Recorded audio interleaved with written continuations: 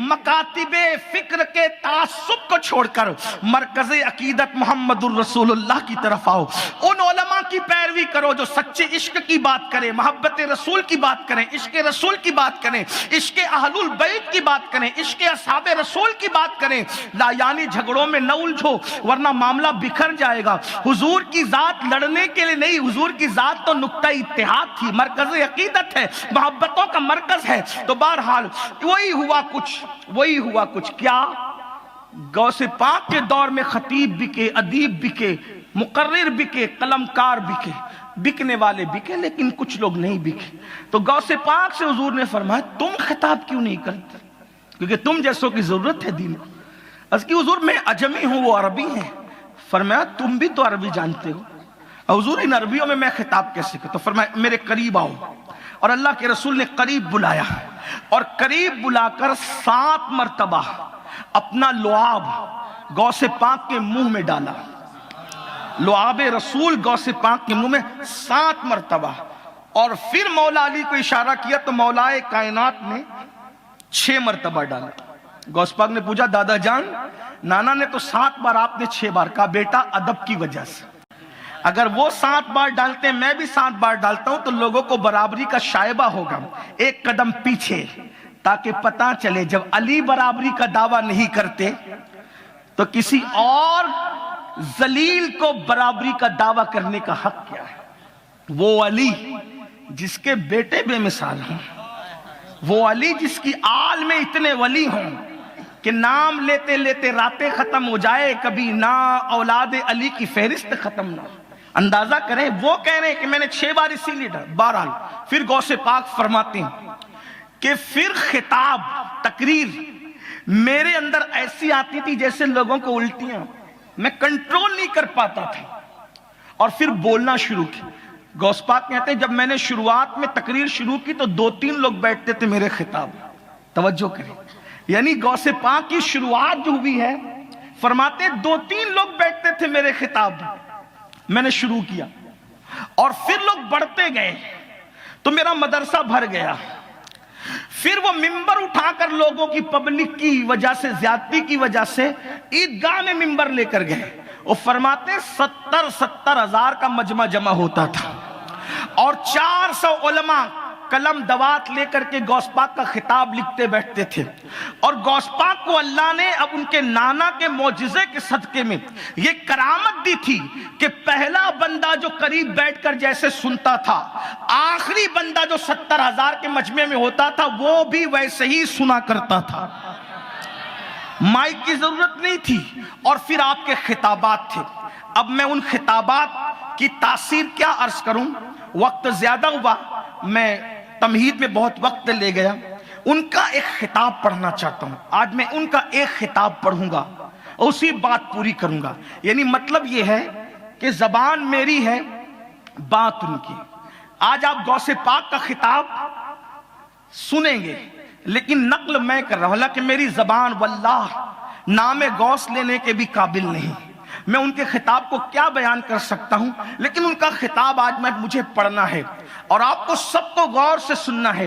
कोई करामत नहीं पढ़नी आज मुझे, करामतें बहुत सुना है।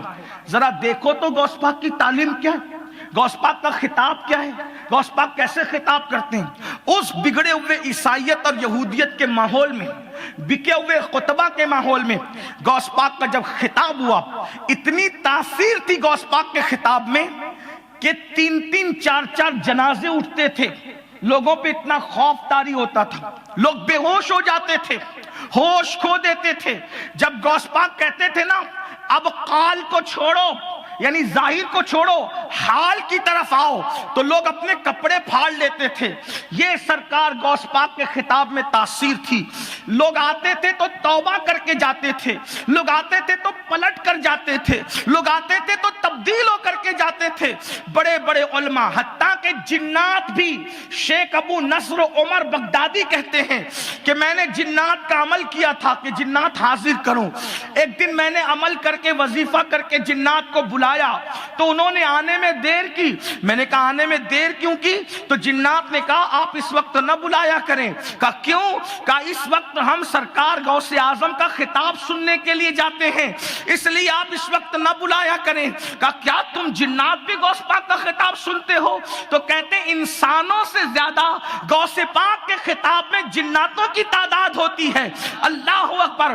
یہ سرکار غوثیت مآب کا خطاب تھا, اور ان کی حوصلہ افزائی کی خاطر خود حضور بھی تشریف لاتے تھے. میں نے ایک مرتبہ لوگوں کا, حضور بھی آتے تھے, لوگوں نے کہا یہ کیا گستاخی ہو گئی ہے کہ حضور بھی آئیں گے ان کا خطاب سننے. میں نے کہا تجھے عقل ہی نہیں ہے, تجھے پتہ ہی نہیں ہے کہ گستاخی کیا ہے.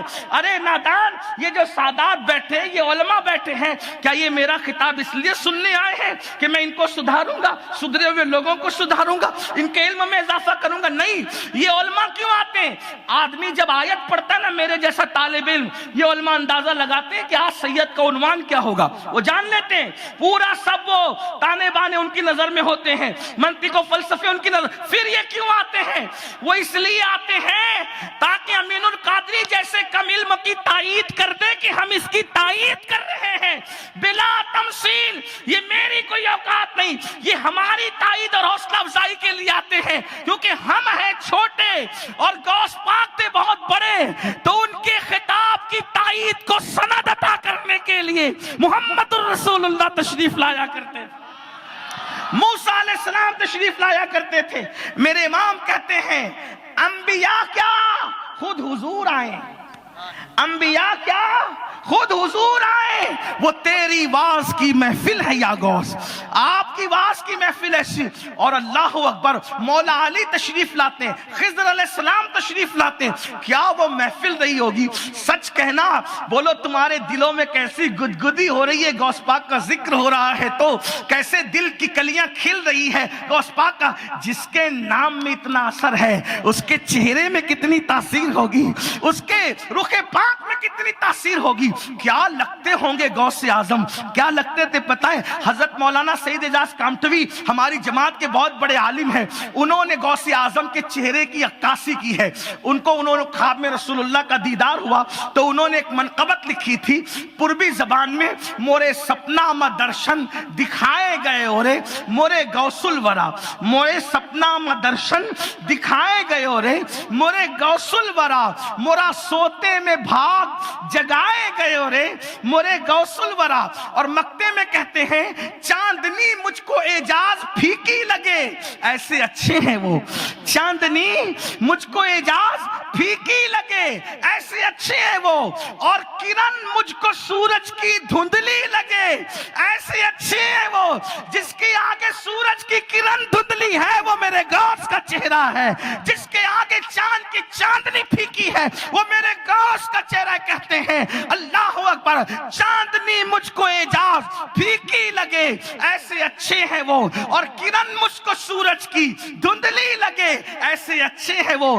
کیسا نوری مکھڑوا دکھائے گئے اورے مرے غوث الورا. کتنے خوبصورت ہوں گے.